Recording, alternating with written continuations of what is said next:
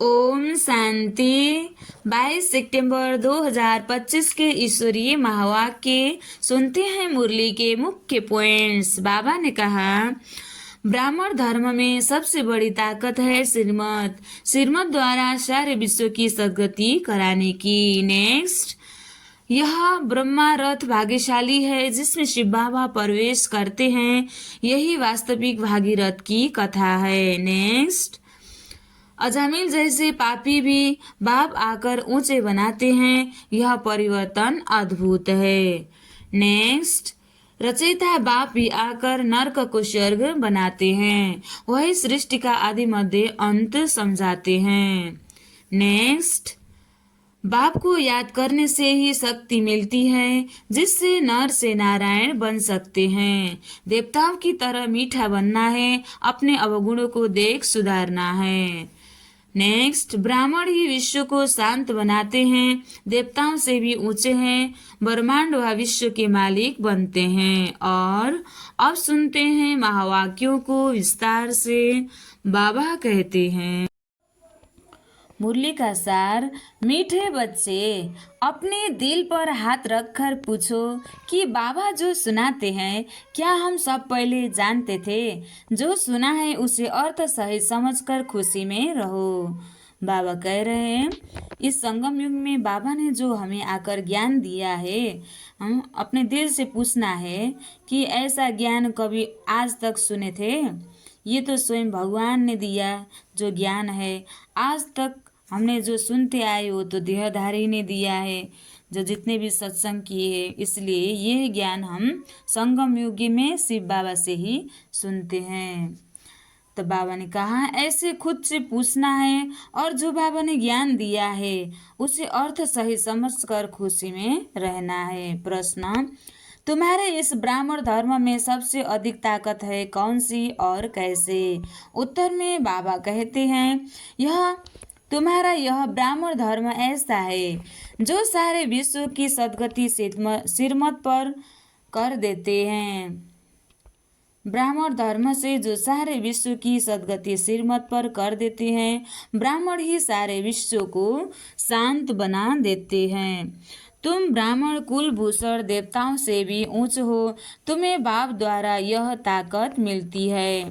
तुम ब्राह्मण बाप के मददगार बनते हो। तुम्हें ही सबसे बड़ी प्राइज मिलती है। तुम ब्रह्मांड के भी मालिक और विश्व के भी मालिक बनते हो। ओम शांति। मीठे मीठे रूहानी सिखलदे बच्चों प्रति रूहानी बाप बड़ समझाते हैं। रूहानी बच्चे जानते हैं रूहानी बाप एक ही बार हर 5000 वर्ष के बाद आते हैं जरूर। कल्प नाम रख दिया है जो कहना पड़ता है। इस ड्रामा की अथवा सृष्टि की आयु 5000 वर्ष है। यह बातें एक ही बाप बैठ समझाते हैं। यह कभी भी कोई मनुष्य के मुख से नहीं सुन सकते हैं। तुम रूहानी बच्चे बैठे हो, तुम जानते हो बराबर हम सभी आत्माओं का बाप वह एक है। बाबा ही बच्चों को बैठ अपना परिचय देते हैं जो कोई भी मनुष्य मात्र नहीं जानते। कोई को पता नहीं गॉड व ईश्वर क्या वस्तु है, जबकि उनको गॉड फादर बाप कहते हैं तो बहुत प्यार होना चाहिए। बेहद का बाप है तो जरूर उनसे वर्षा भी मिलता होगा। अंग्रेजी में अक्षर अच्छा कहते हैं हेवेनली गॉड फादर। हेवन कहा जाता है नई दुनिया को और हेल कहा जाता है पुरानी दुनिया को। परंतु स्वर्ग को अर्थ बाबा ने कहा, परंतु स्वर्ग को कोई जानते नहीं। सन्यासी तो मानते ही नहीं। वह कभी ऐसी नहीं कहेंगे कि बाप स्वर्ग का रचयिता है। हेवेनली गॉड फादर, यह अक्षर बहुत मीठा है और हेवन मशहूर भी है। तुम बच्चों की बुद्धि में हेवन और हेल का सारा चक्र सृष्टि की आदि मध्य अंत का बुद्धि में फिरता है। जो सर्विसेबल है सभी तो एक रस सर्विसेबल नहीं बनते। सभी तो एक सर्विसेबल नहीं बनते। तुम अपनी राजधानी स्थापन कर रहे हो, फिर से तुम कहेंगे हम रूहानी बच्चे बाप की श्रेष्ठ मत पर चल रहे हैं। ऊंच से ऊंच बाप की ही श्रीमत है। श्रीमद् भागवत गीता भी गाई हुई है। यह है पहले नंबर का शास्त्र। बाप का नाम सुनने से ही झट वर्षा याद आ जाता है। यह दुनिया में कोई भी नहीं जानते कि गॉडफादर से क्या मिलता है। अक्षर कहते हैं प्राचीन योग, परंतु समझते नहीं कि प्राचीन योग किसने सिखाया है। शिव बाबा ने। वो तो श्री कृष्ण को ही कहेंगे, क्योंकि गीता में श्री कृष्ण का नाम डाल दिया है। अभी तुम समझते हो बाप ने ही राजयोग सिखाया, जिससे सब मुक्ति जीवन मुक्ति को पाते हैं। यह भी समझते हो कि भारत में ही शिव बाबा आया था। उनकी जयंती भी मनाते हैं, परंतु गीता में नाम गुम होने से महिमा भी गुम हो गई है, जिससे सारी दुनिया को सुख शांति मिलती है। उस बाप को भूल गए हैं। इनको कहा ही जाता है एकज भूल का नाटक। बड़े बड़ी भूल यह है जो बाप को नहीं जानते। कभी पहले वह नाम रूप से न्यारा है, फिर कहते कच्छ मच्छ अवतार है, ठिक्कर भीतर में है। भूल में भूल होती जाती है, सीढ़ी नीचे उतरते जाते हैं, कला कम होती जाती है। शिव बाबा को कितना बदनाम कर दिए हैं, तम प्रधान बनते जाते हैं। ड्रामा के प्लान अनुसार जो बाप स्वर्ग का रचयिता है, जिसने भारत को स्वर्ग का मालिक बनाया, उसी शिव बाबा को बदनाम कर देते हैं, ठिक्कर भीतर में कह देते हैं। तो इसलिए बच्चों को भी दुख मिलता है। उनको ठिक्कर भीतर में कह देते हैं। कभी बाप समझाते हैं बाप समझाते हैं जिससे भारत को स्वर्ग का मालिक बनाया, उनको ठिक्कर भीतर में कह देते हैं। अभी बाप समझाते हैं तुम सीढ़ी कैसे उतरते आए हो, कुछ भी किसी को पता नहीं है। ड्रामा क्या है पूछते रहते हैं। यह दुनिया कब से बनी है, नई सृष्टि कब थी, तो कह देंगे लाखों वर्ष आगे। समझते हैं पुरानी दुनिया में तो अभी बहुत वर्ष पड़े हैं। इनको अज्ञान अंधेरा कहा जाता है। गायन भी है, ज्ञान अंजन सद्गुरु दिया, अज्ञान अंधेर विनाश। तुम समझते हो रचयिता बाप जरूर स्वर्ग ही रचेंगे। बाप ही आकर नर्क को स्वर्ग बनाते हैं। रचयिता बाप ही आकर सृष्टि के आदि मध्य अंत का ज्ञान सुनाते हैं। आते भी हैं अंत में, टाइम तो लगता है ना। यह भी बच्चों को समझाया है। ज्ञान में इतना समय नहीं लगता है जितना याद की यात्रा में लगता है। 84 जन्मों की कहानी तो जैसे बाबा ने कहा 84 जन्मों की कहानी तो जैसे एक कहानी है। आज से 5000 वर्ष पहले इन्हों का राज्य था, वह राज्य कहाँ गया। तुम बच्चों को अब सारी नॉलेज है। तुम हो कितने साधारण, अजामिल जैसे पापी अहिल्याएं कुब्जाएं भिलनिया उनको कितना ऊंच बनाते हैं। बाप समझाते हैं तुम क्या से क्या बन गए हो। बाप आकर समझाते हैं पुरानी दुनिया का अब हाल देखो क्या है। मनुष्य कुछ भी नहीं जानते कि सृष्टि का चक्र कैसे फिरता है। बाप कहते हैं तुम अपनी दिल पर हाथ रखकर पूछो, आगे यह कुछ जानते थे, कुछ भी नहीं, अभी जानते हो। बाबा फिर से आकर हमको विश्व की बादशाही देते हैं। कोई की बुद्धि में नहीं आएगा कि विश्व की बादशाही क्या होती है। विश्व माना सारी दुनिया। तुम जानते हो बाप हमको ऐसा राज्य देते हैं जो हमसे आधा कल्प तक कोई छीन नहीं सकते। तो बच्चों को कितनी खुशी होनी चाहिए। बाबा से कितना बार राज्य लिया है। बाप सत्य है, सत्य शिक्षक भी है, सद्गुरु भी है। कब सुना ही नहीं। अभी अर्थ सहित तुम समझते हो। तुम बच्चे हो, बाप को तो याद कर सकते हो। आजकल छोटेपन में ही गुरु करते हैं। गुरु का चित्र बनाए भी गले में डालते हैं व घर में रखते हैं। यहाँ तो वंडर है। बाप, शिक्षक, सदगुरु सब एक ही है। बाप कहते हैं मैं साथ में ले चलूँगा। तुमको पूछेंगे क्या पढ़ते हो? बोलो हम नई दुनिया में राजाई प्राप्त करने के लिए राजयोग पढ़ाते हैं। यह है ही राजयोग। जैसे वरिष्ठर योग होता है तो जरूर बुद्धि का योग वरिष्ठर तरफ जाएगा। टीचर को जरूर याद तो करेंगे ना। तुम कहेंगे हम स्वर्ग की राजाई प्राप्त करने के लिए ही पढ़ते हैं। कौन पढ़ाते हैं? शिव बाबा, भगवान। उनका नाम तो एक ही है जो चला आया है। रथ का नाम तो नहीं, मेरा नाम है ही शिव। बाबा शिव और रथ ब्रह्मा कहेंगे। अभी तुम जानते हो यह कितना वंडरफुल है। शरीर तो एक ही है। इनको भाग्यशाली रथ क्यों कहते हैं? क्योंकि शिव बाबा की प्रवेशता है तो जरूर दो आत्माएं ठहरी। यह भी तुम जानते हो और किसी को तो यह ख्याल में भी नहीं आता। अब दिखाते हैं। भागीरथ ने गंगा लाई, क्या पानी लाया? अभी तुम प्रैक्टिकल देखते हो। क्या लाया है? किसने लाया है? किसने प्रवेश किया? बाप ने किया ना। मनुष्य में पानी थोड़े ही प्रवेश करेगा, जटाओं से पानी थोड़े ही आएगा। इन बातों पर मनुष्य कभी ख्याल भी नहीं करते हैं। शंकर की जटाओं से पानी दिखाते हैं। इन बातों पर जटाओं से पानी थोड़े ही आएगा। इन बातों पर मनुष्य कभी ख्याल भी नहीं करते हैं।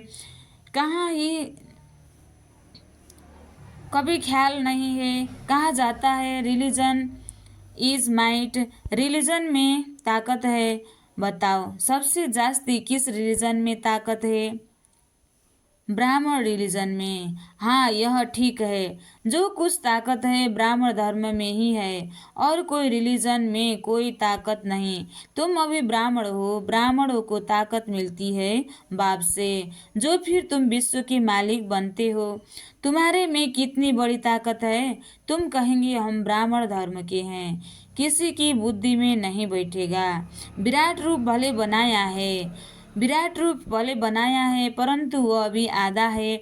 मुख्य रास्ता और उनकी पहली रचना को कोई नहीं जानते। बाप है रास्ता, फिर ब्राह्मण है चोटी। इसमें ताकत है। बाप को सिर्फ याद करने से ताकत मिलती है।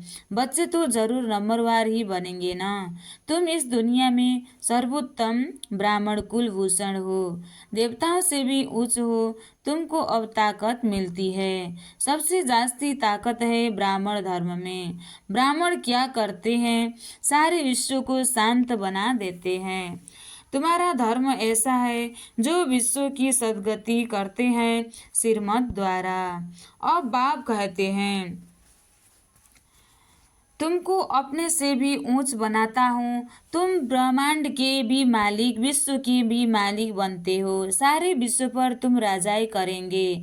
अभी गाते हैं ना, भारत हमारा देश है। कभी महिमा के गीत गाते, कभी फिर कहते भारत की क्या हालत है। जानते नहीं कि भारत इतना ऊंच कब था। मनुष्य तो समझते हैं स्वर्ग अथवा नर्क यहाँ है। जिसको धन मोटर आदि है वह स्वर्ग में है। यह नहीं समझते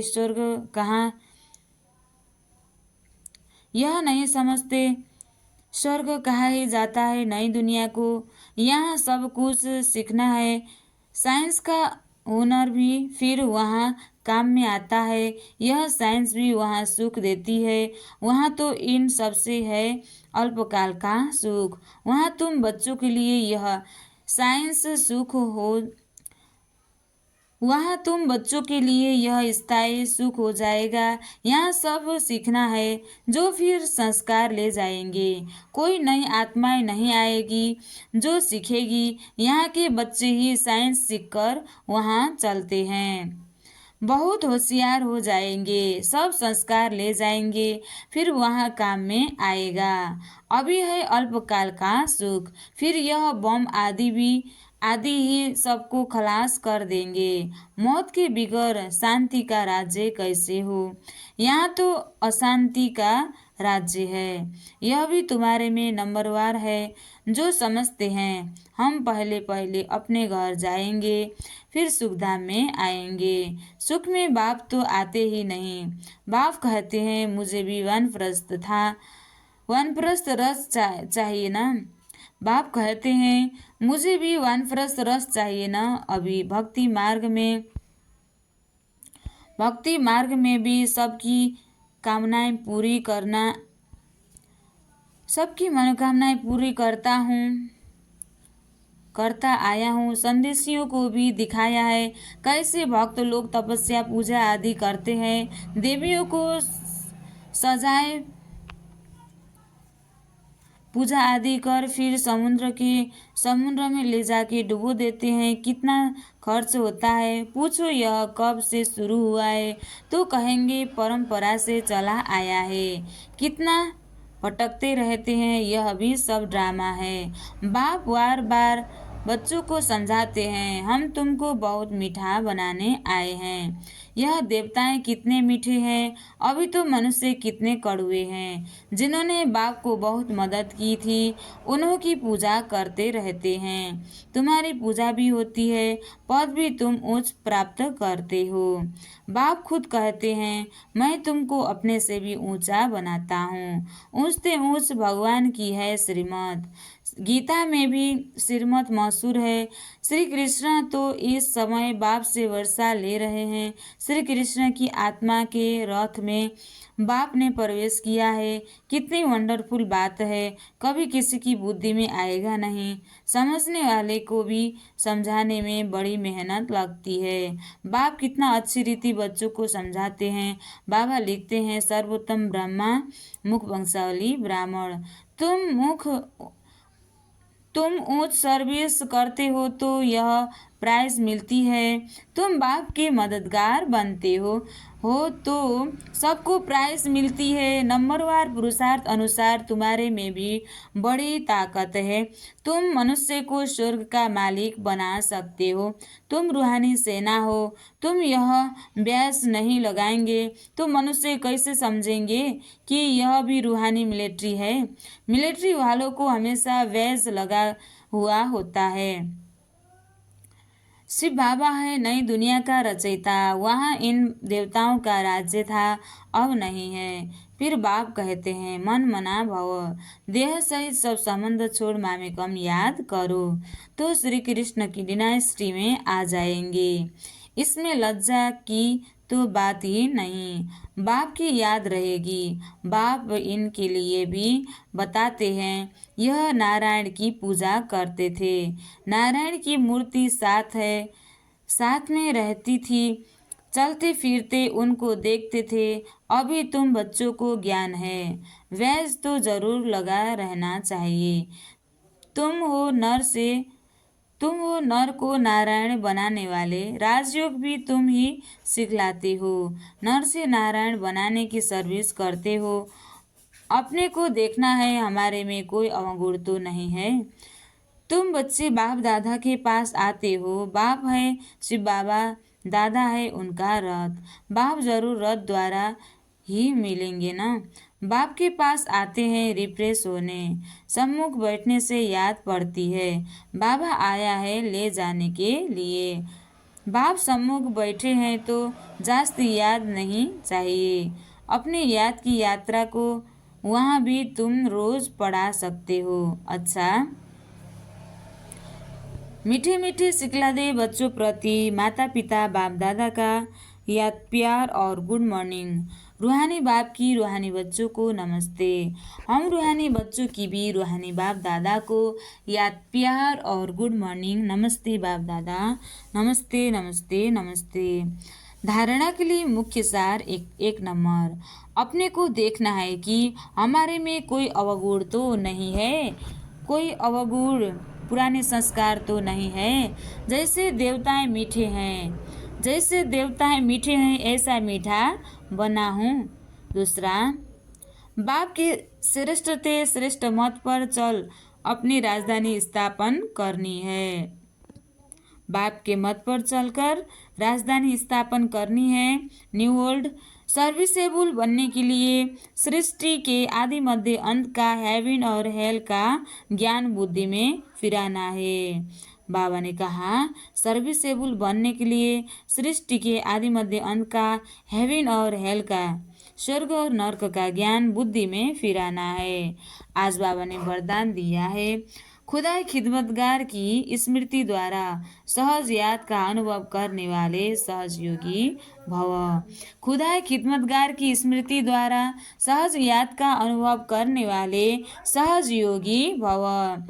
खुदाई खिदमतगार अर्थात जो खुदा व बाप ने खिदमत दी है, बाप ने सेवा दी है, उसी सेवा में सदा तत्पर रहने वाले। सदा यही नशा रहे कि हमें स्वयं खुदा ने खिदमत दी है, हमें स्वयं शिव बाबा ने सेवा दी है। कार्य करते हुए जिसने कार्य दिया है उसको कभी भूलना नहीं है।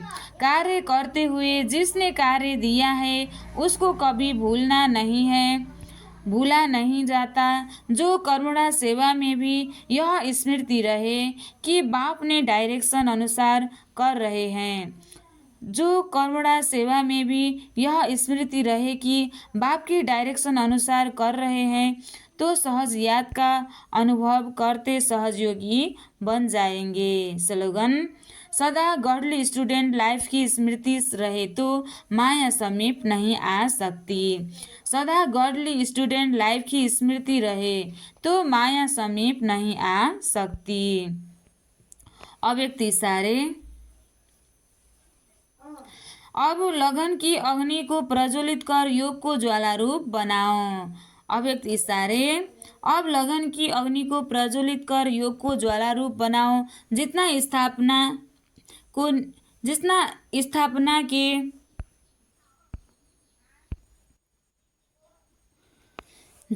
स्थापना के निमित्त बने हुए ज्वाला स्वरूप होंगे उतना ही विनाश ज्वाला प्रत्यक्ष होगी। जितना स्थापना के निमित्त बने हुए ज्वाला रूप होंगे उतना ही विनाश ज्वाला प्रत्यक्ष होगी। संगठन रूप में ज्वाला रूप की याद विश्व के विनाश का कार्य संपन्न करेगी। इसके लिए हर सेवा केंद्र पर विशेष योग के प्रोग्राम चलते रहे तो विनाश ज्वाला को पंख लगेगा। योग अग्नि से विनाश की अग्नि जलेगी, ज्वाला से ज्वाला प्रज्वलित होगी। अच्छा, ओम शांति।